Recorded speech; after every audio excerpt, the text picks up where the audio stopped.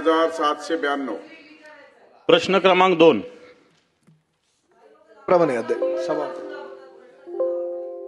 सभापती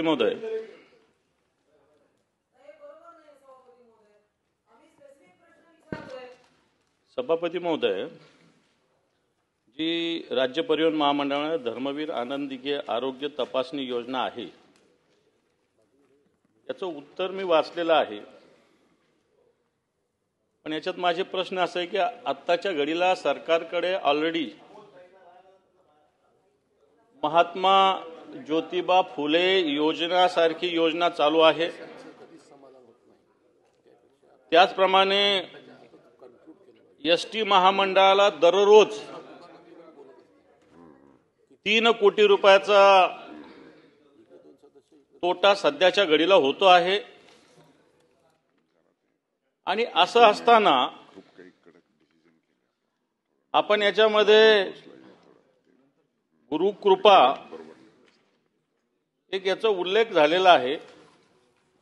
आपण म्हटलेलं आहे की असं कोणत्याही प्रकारे कंपल्शन केलेलं नाही, तरी आपल्या अधिकाऱ्यांच्या मार्फत तसं कंपल्शन गेलेलं आहे।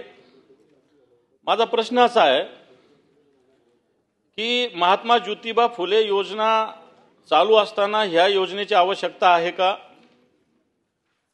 एसटी महामंडळ आत्ताच्या घडीला दररोज 3 कोटीच्या तोट्यात असताना प्रति कर्मचारी 3,000 रुपये अशा प्रकारे जवळपास 40-50 हजार कर्मचाऱ्यावर हा खर्च केला जातो।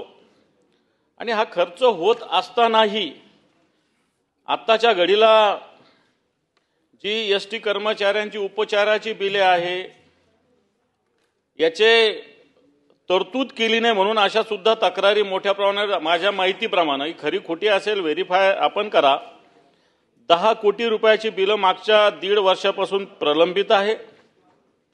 आणि याच्या स्पेसिफिक एक गुरुकृपा हॉस्पिटल याचे डॉक्टर किरण पंडित म्हणून आहेत, हे ठाण्याचे आहेत। हे सांगली, नांदेड, रत्नागिरी आणि मुंबई येथे सुद्धा जातात आणि तेथे अशा पद्धतीने तपासणी करावी अशा प्रकारचं कंपल्शन आहे। मला असं वाटतं राज्य परिवहन महामंडळ प्रचंड तोट्यात असताना कोणत्याही कर्मचाऱ्यांची कामगार संघटनेची मागणी नसताना ही योजना कोणत्या कारणासाठी स्पेसिफिक एखाद्या डॉक्टरसाठी, स्पेसिफिक एखाद्या युनिटसाठी सुरू केलेली आहे का? आणि याचा जो तोटा आहे, खऱ्या अर्थानं जी कर्मचाऱ्यांची वैद्यकीय उपचाराची बिले सगळ्यात आधी दिलं पाहिजे, ऑलरेडी दिलं जातं हे, पण तो मागच्या 1.5 वर्षानं पेंडिंग आहे। आणि म्हणून हे सुद्धा कधी देणार आणि ह्या योजनेची आवश्यकता आहे का? माननीय मंत्री